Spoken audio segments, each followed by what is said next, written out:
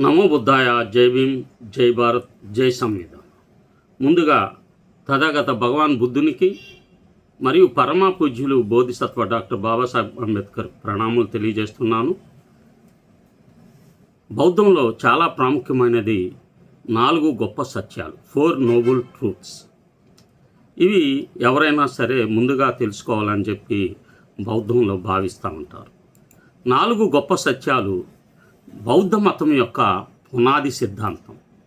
ఇది ఉనికి యొక్క స్వభావం, దాని కారణం మరియు బాధలు లేకుండా జీవించడం వంటి వాటి గురించి అవగాహన కలిగిస్తుంది. బుద్ధుని బిఫోర్ కామన్ ఎరా 563 మరియు 483 మధ్య జ్ఞానోదయానికి దారితీసిన మరియు అతని బోధనలకు ఆధారమైన సాక్షాత్కారంగా ఈ సత్యాలు అర్థం చేసుకోబడ్డాయి. యదునకం తాం సంతి ఎం పూరా శాంతమేవతాం అండకు భూపోమా బాలో రహదో పొరవో పాణితో. ఖాళీగా ఉన్న వస్తువులు శబ్దం చేస్తాయి, నిండినవి ఎప్పుడు నిశ్శబ్దంగా ఉంటాయి. మూర్ఖుడు సగం నిండిన కుండలాంటి వాడు, తెలివైన వాడు లోతైన నిశ్చల కొలను వంటివాడు. సుత్తని పాత బుద్ధుడు 4 గొప్ప సత్యాలను బోధించాడు. ఇందులో అతని బోధనలోని సైద్ధాంతిక ఆచరణాత్మకమైన అంశాలు ఉన్నాయి. 1. బాధ యొక్క గొప్ప సత్యం. బాధ యొక్క మొత్తం క్షేత్రం అనుభవం ద్వారా తెలుసుకోవాలి. 2.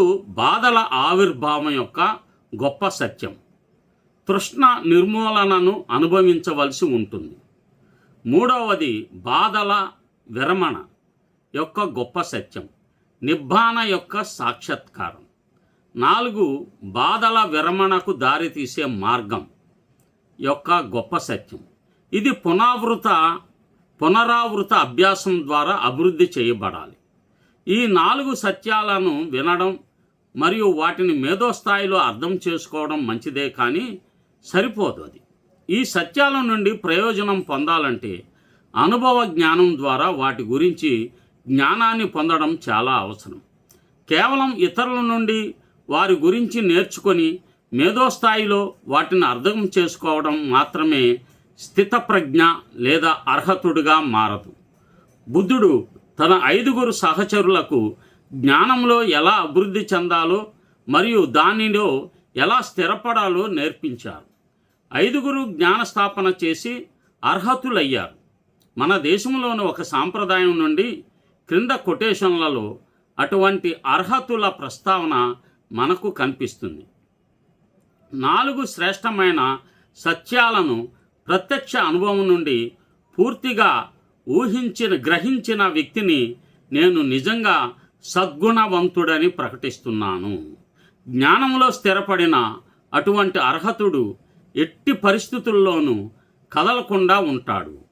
అపోహలు, బుద్ధుని బోధనలు మరియు విపాసన అభ్యాసం ఉన్న అసలు గ్రంథాలు మన దేశం నుండి పూర్తిగా కోల్పోయినప్పుడు కొంతమంది బౌద్ధ వ్యతిరేకులు మరియు కొంతమంది అజ్ఞానులు 4 గొప్ప సత్యాలు గూర్చి తప్పుడు వ్యాఖ్యలను వ్యాప్తి చేశారు.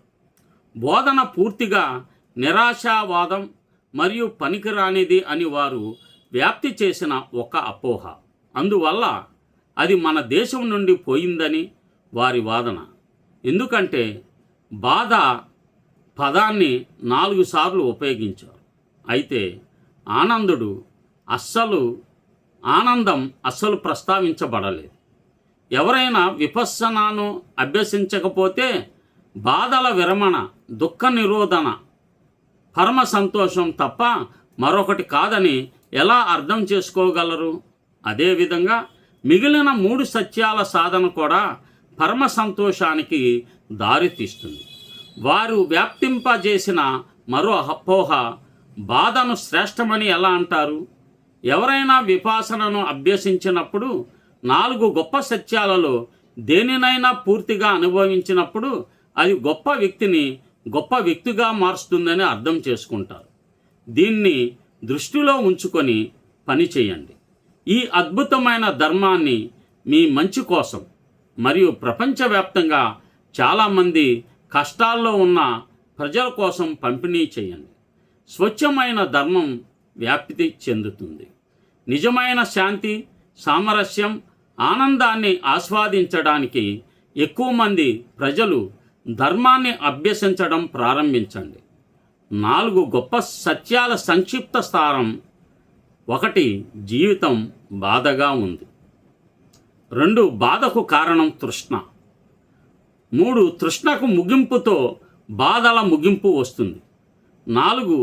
కోరికలు మరియు బాధల నుండి ఒకరిని దూరం చేసే మార్గం ఉంది. 4వ సత్యములో సూచించబడిన మార్గం అష్టాంగ మార్గం. ఇది బాధల నుండి విముక్తి మార్గదర్శకంగా పనిచేస్తుంది. ఆధ్యాత్మిక క్రమశిక్షణ ద్వారా ఎలా కొనసాగాలో ఇది చూపిస్తుంది. అష్టాంగ మార్గంలో 1. సరైన దృష్టి, సమ్యక్ దృష్టి.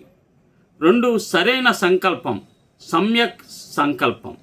3. సరైన వాక్కు, సమ్యక్ వాక్కు. 4. సరైన చర్య, సమ్యక్ కర్మాంత. 5. సరైన జీవనోపాధి, సమ్యక్ అజీవ. 6. సరైన ప్రయత్నం, సమ్యక్ వ్యాయామ. 7. సరైన స్మృతి, సమ్యక్ స్మృతి. 8. సరైన సమాధి, సమ్యక్ సమాధి.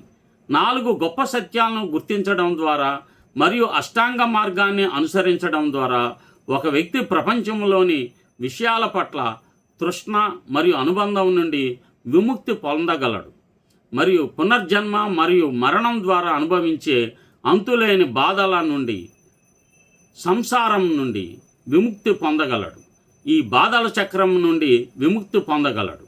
శాశ్వతంగా ఉండాలంటే పట్టుదలను విడనాడడంలో ప్రజలు పడుతున్న కష్టాన్ని బుద్ధుడు అర్థం చేసుకున్నారు. అయితే పరస్పర ఆధారితంగా ఉత్పన్నమయ్యే ప్రతీత్య సముత్పాద సూత్రాన్ని ఒకరు గుర్తించగలిగితే మార్పు లేనిదే అని భావించే ప్రతీది శాశ్వతమైన మార్పు యొక్క స్థిరమైన స్థితిలో ఉందని ఒకరు చూశారు. మనుషులు పుడతారు, పెద్దవుతారు, చనిపోతారు. యంత్రాలు వయసు చెంది విచ్ఛిన్నమవుతాయి. డబ్బు చేతులు మారుతుంది. గృహాలు వయసు చెంది మరమ్మత్తు అవసరమవుతుంది. ఒకరి చుట్టూ ఉన్న సహజ ప్రపంచం ప్రతిరోజు గడ్డి పెరగడం, పక్షుల వలస వెళ్ళడం, చెట్లు ఆకు రాల్చడం వంటి వాటికి సొంత సాక్ష్యాలను అందిస్తుంది. ఒకరి జీవితంలో ఏ క్షణంలోనైనా 4 గొప్ప సత్యాలను గుర్తించడం ద్వారా బాధలను ఆపడానికి ఒకరు ఎంచుకోవచ్చు. బాధ అనేది వ్యక్తిగత ఎంపిక. ఒకరు ఎన్నుకున్నంత కాలం మాత్రమే బాధపడతారు. ఒకరి జీవితంలోని ఏ క్షణమైనా 4 గొప్ప సత్యాలను గుర్తించడం ద్వారా బాధలను ఆపడానికి ఎంచుకోవచ్చు. బుద్ధుడు తన మార్గాన్ని మధ్య మార్గం అని కూడా పిలిచారు. ఎందుకంటే అది ప్రపంచంతో పూర్తిగా బానిసత్వం మరియు దానిని పూర్తిగా త్యజించడం మధ్య ఉంటుంది. మధ్యమ మార్గం అనుసరించడం ద్వారా ఒకరు మార్పు యొక్క చక్రం నుండి విముక్తిని కనుగొంటారు. మొదటి సత్యాన్ని దుఃఖ అంటారు, అంటే బాధ. జీవితం బాధాకరమైనది మరియు దాని నిజమైన స్వభావాన్ని గుర్తించడానికి నిరాకరించినంతకాలం అలానే ఉంటుంది. ప్రజలు తాము బాధపడుతున్నారని అర్థం చేసుకుంటారు. అయితే ఇది జీవించడంలో అనివార్యమైన అంశం అని నమ్ముతారు. అది స్కందాల నుండి ఉద్భవించిందని బుద్ధుడు వివరించాడు. 2వ సత్యం తృష్ణ. ప్రత్యేక మరియు శాశ్వతమైన స్వయం కోసం తృష్ణ అన్ని రకాల బాధలకు మూలం. అయితే ఈ తృష్ణ యొక్క మూలాలు ఏమిటి? అనేక షరతులు ఉన్నప్పటికీ ప్రాథమిక ఉద్భవించే పరిస్థితి నిరంతరం మారుతున్న మరియు పరస్పరం అనుసంధానించబడిన ప్రక్రియలుగా ఉనికి యొక్క నిజమైన స్వభావం గురించి తెలియకపోవడం అవిద్య. ఈ సత్యం స్థానంలో అవిద్య గుడ్డిది. అది వేరువేరు మరియు శాశ్వత స్వభావాలు మరియు వస్తువుల యొక్క తప్పుడు వాస్తవికతను నిర్మిస్తుంది. ఈ తప్పుడు వాస్తవాన్ని నిజమని తప్పుగా భావించి ఒక వ్యక్తి తనను తాను శాశ్వతంగా మరియు ఇతర వ్యక్తుల నుండి మారుతున్న ప్రక్రియల ప్రపంచం నుండి వేరుగా ఉంటాడు. ఫలితంగా అన్ని వైపులా ఒకరి స్వంత ఉనికిని మరొకరి నుండి వేరు చేసే అగాధం సృష్టించిన ఒంటరితనం మరియు ఆందోళనలో మునిగిపోతుంది. ఒక వ్యక్తి యొక్క జీవితం యొక్క నిజమైన స్వభావాన్ని గుర్తించి పొందలేని దానికోసం ఈ తృష్ణను తొలగిస్తే మూడవ సత్యంలో పేర్కొన్న విధంగా బాధను తొలగిస్తాడు. మూడవ సత్యం నిరోధం అంటే విరమణ. తృష్ణను ఆపడానికి ఒక వ్యక్తి వాస్తవానికి ఏమి కోరుకుంటున్నాడో అర్థం చేసుకోవాలి. శాశ్వత తత్వం యొక్క భ్రాంతి ఒకరి అవసరాలను తీర్చలేదని గుర్తించాలి. తాను కోరుకునేదే నిజమైన వాస్తవికత యొక్క భ్రమలు కాదని గ్రహించినప్పుడు తృష్ణకు ముగింపు వస్తుంది. బాధల విరమణ యొక్క గొప్ప సత్యం ఇది తృష్ణ యొక్క పూర్తి విరమణ. దానిని వదులుకోవడం, త్యజించడం, దాని నుండి విముక్తి పొందడం, దాని నుండి తనను తాను విడిచిపెట్టడం, ఒకరి కోరికను ఆపాలని చెప్పడం చాలా సులభం. అయితే వాస్తవానికి అలా చేయడం మరొకటి.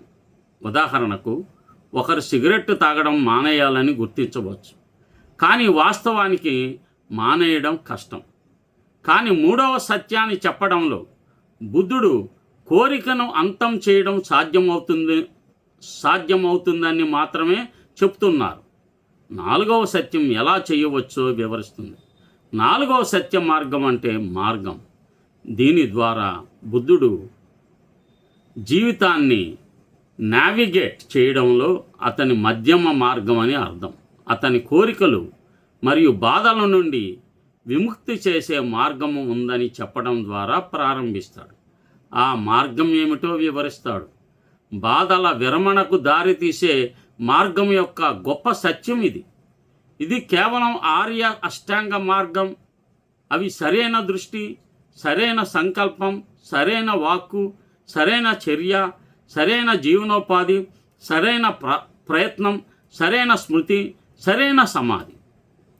మొదటి 2 అంశాలు ప్రజ్ఞ, తర్వాత 3 అంశాలు శీల సదాచారంతోనూ, చివరి 3 అంశాలు సమాధి ఏకాగ్రతతోనూ ఎలా వ్యవహరిస్తాయో ఈ మార్గాన్ని క్రమానుగతంగా అర్థం చేసుకోకూడదని హెచ్చరించాడు. ఒకరు మొదట ఒక అంశానికంటే మరొక అంశంలో ఎక్కువగా కష్టపడి చేయవలసి ఉంటుంది. అయితే మొత్తం 8 అంశాలు ఒకరిని అవిద్య నుండి స్వీయ జ్ఞానం మరియు జ్ఞానోదయం వైపు నడిపించడానికి కలిసి పనిచేస్తాయి. బౌద్ధుల ఆలోచన పాఠశాలలు 4 గొప్ప సత్యాలు మరియు అష్టాంగ మార్గాన్ని ఒకే విధంగా అర్థం చేసుకోవచ్చు. బుద్ధుని మరణం తర్వాత అతని శిష్యులు పాఠశాలల్లో అతని బోధనలను సంస్థాగతీకరించారు. ఇది చాలా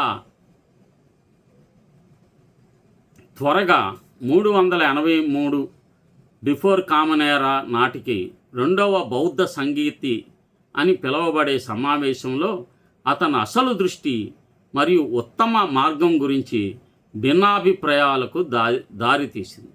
మొదటి విభేదం స్థవిరవాద మరియు మహాసాంఘిక పాఠశాలల స్థాపనకు దారితీసింది. దాని నుండి అనేక ఇతర ఉప పాఠశాలలు అభివృద్ధి చెందాయి. ప్రస్తుతం ఉన్న 3 ప్రధాన పాఠశాలలు థేరవాద బౌద్ధ మతం పెద్దల పాఠశాల, మహాయాన బౌద్ధ మతం గొప్ప వాహనం, వజ్రాయాన బౌద్ధ మతం వజ్రయానం వజ్రాల మార్గం. 3 పాఠశాలలు ఒకదానికొకటి భిన్నంగా ఉంటాయి. అయితే సాంకేతికంగా వజ్రయాన మహాయానంలోని ఒక భాగంగా పరిగణించబడుతుంది. బుద్ధుని దృష్టి మరియు దాని అన్వయం యొక్క వారి వివరణలో 3 అసలు బోధనలను ఆచరిస్తున్నట్టు పేర్కొంటారు. ప్రధాన తేడాలలో ఒకటి, 3వ సత్యం విరమణపై కేంద్రీకృతమై ఉంది. థేరవాద మరియు మహాయాన రెండు తృష్ణను ఆపడానికి సమిష్టి కృషి చేయాలని విశ్వసిస్తుండగా, వజ్రయానం మొదటి రెండు సత్యాలను గుర్తించి కోరికను శాశ్వతమైన విలువలు మరియు నిజమైన వాస్తవికతను అనుసరించడం ద్వారా ముగించవచ్చని నమ్ముతుంది. భ్రమను విడిచిపెట్టి అసాధ్యమైన స్థితి కోసం తృష్ణను వదులుకోవడం ద్వారా ఏది ఒకే విధంగా ఉండదని మరియు దేన్నైనా అంటిపెట్టుకొని ఉండడం బాధకు దారి తీస్తుందని అర్థం చేసుకోవడం ద్వారా ఈ 4 సత్యాలను మనం గ్రహించవచ్చు. నమో బుద్ధాయ. జై భీమ్. ఈ బహుజన యుద్ధభేరి యూట్యూబ్ ఛానల్ను సబ్స్క్రైబ్ చేయండి, షేర్ చేయండి, అందరికీ తెలియజేస్తారని విజ్ఞప్తి చేస్తున్నాను.